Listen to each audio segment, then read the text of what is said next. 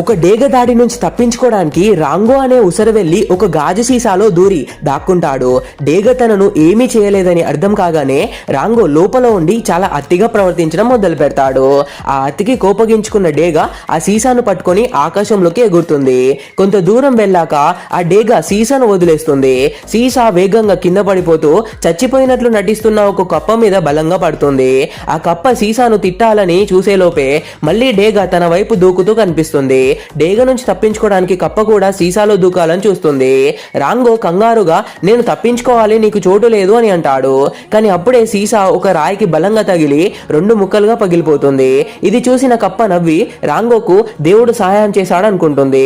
కానీ నవ్వుతున్న మరుక్షణమే డేగ కప్పను తన పెద్ద పంజాలతో గట్టిగా పట్టుకొని ఎగిరిపోతుంది. రాంగో ఒక ప్రమాదం నుంచి బయటపడ్డాడని ఊపిరి పీల్చుకుంటూ వెనక్కి తిరిగి చూడగానే అతని తలకు తుపాకీ గురి పెట్టి ఉంటుంది. అంటే ఒక ప్రమాదం తప్పించుకోగానే మరొక ప్రమాదం ఎదురుగా రెడీ ఉంటుంది. ఈ కథలో నీదేంటో తెలుసా?